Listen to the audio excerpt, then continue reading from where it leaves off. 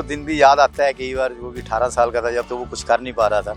16 state खेला था, उसके बाद 2 साल का उसका गैप बढ़ गया था, डिस्ट्रिक्ट वगैरह भी नहीं खेल रहा था। तो उसके फादर ने और मदर ने प्लान किया था कि इसका भाई जो कनाडा में सेटल है, ठीक ठाक सेटल है, तो उसके पास भेज देते हैं इसको भी।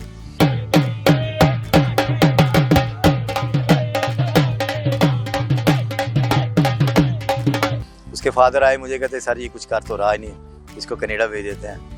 मैं भी बड़ा म्यूज़ सा हो गया, आरसीबी सोचने लगा, वो भी मेरी तरफ देखा उसने।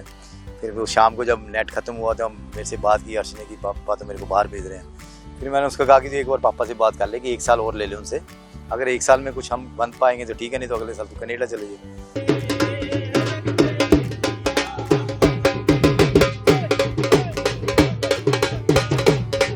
फिर उसने रात को अपने पापा से बात की कि 1 साल मुझे और दे दो।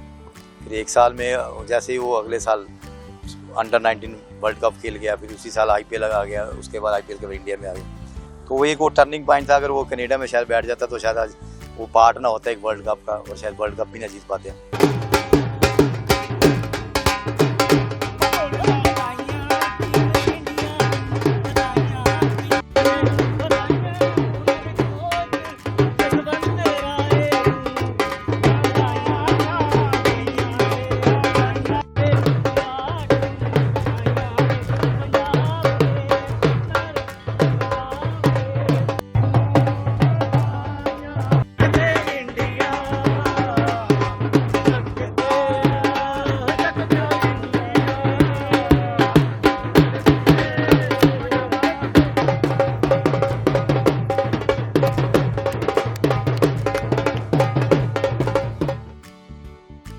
कल पूरा मैच टीवी के आगे बैठे थे, बॉल टू बॉल देख रहे थे। एक समय तो लग रहा था कि शायद कप हाथ से निकल जाएगा।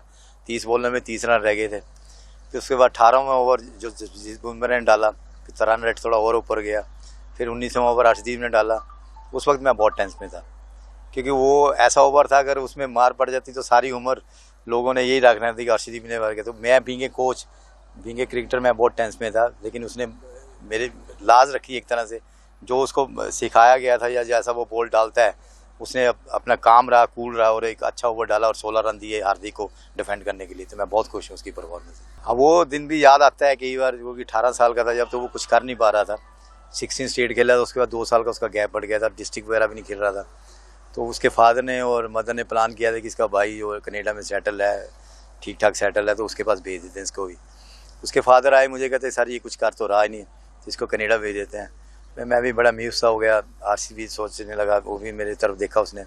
फिर वो शाम को जब नेट ख़त्म हुआ तो हम मेरे से बात की अर्श ने कि पापा तो मेरे को बाहर भेज रहे हैं।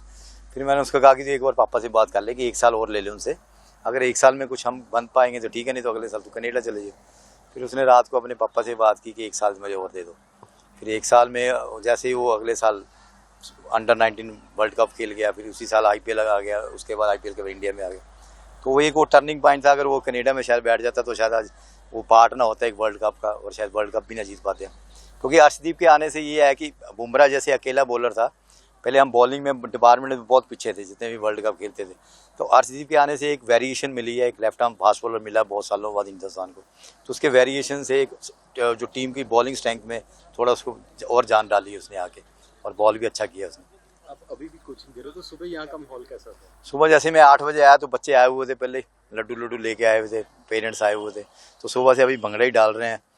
तो अभी बच्चे पहले भी भंगड़े डाल के थक गए हों, और हालत तो अभी भी जोश है, एनर्जी है, अभी भी भंगड़ा डाल सकते हैं खुशी में हम अभी भी। विराट कोहली और रोहित ने T20 से संन्यास ले लिया, वो अच्छा डिसीजन लिया है, क्योंकि अब देखो T20 एक ऐसा फॉर्मेट है, वो उसमें अब जितने यंगस्टर खेलेंगे तो ज़्यादा रहता है अच्छा, क्योंकि उन्होंने ये डिसीजन इसलिए लिया कि अब ज़्यादा से ज़्यादा एक वर्ल्ड कप और खींच सकते हैं, इससे ज़्यादा नहीं खींच सकते। तो उन्होंने इसलिए डिसीजन लिया कि कोई ऐसा प्लेयर आए जो आगे 10 साल तक और क्रिकेट खेले T20 के लिए। तो ये अच्छा डिसीजन रहा।